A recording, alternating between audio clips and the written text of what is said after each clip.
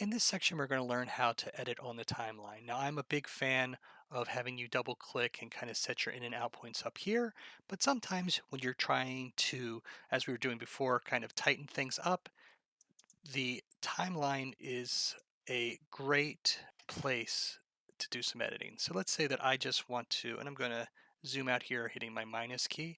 Let's just say that I want to kind of cut this after the first stir, like that, right about there. There are a couple different ways I can do this. I can use my blade tool here to cut and then delete. Now you'll notice that I cut here and this part up here did not get cut, and that's because we still have it locked. So unlock that, and then I can just cut on that line, and then if I switch over to my arrow or press the V key, I can hit delete.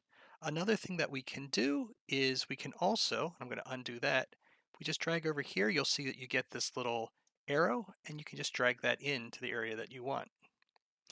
Right now, it's not very precise, but if I go over here to this little snap to timeline, we can also do that by pressing the S key.